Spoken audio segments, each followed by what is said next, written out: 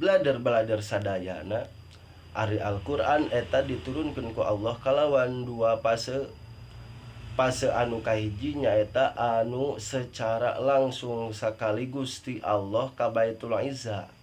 Mana dalilna syahrul Ramadan allazi unzila fihil Qur'an. Tingali lapad unzilana. Ada lapad unzila eta kalebetkeun kana sulasi majid warna kahiji bab kahiji anu maknana aya makna tanfid sekaligus. Atuh unzila eta artina diturunkan secara sekaligus. Dina bulan naon? Syahrul Ramadan. Dina bulan Ramadan. Iraha waktu diturunkeunana tingali beh atuh surah Al-Qadar ayat kahiji. Inna anzalnahu fi lailatul qadar. Oh, ternyata diturunkeunana Al-Qur'an anu secara sekaligus eta dina peutingan Lailatul Qadar.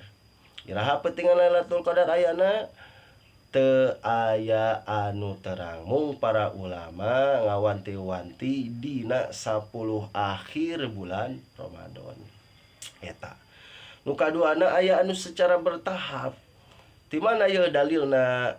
Wa nazzalnahu tanzila. Al-Isra ayat 106.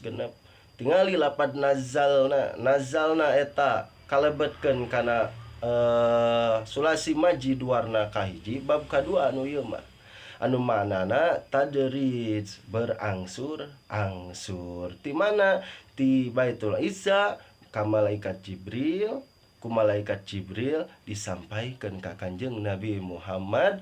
Ceuk para ulama eta teh aya kejadian eta teh aya dina bulan Ramadan tanggal 17 malam 17 Ramadan mantak sok disebut malam nuzulul Quran.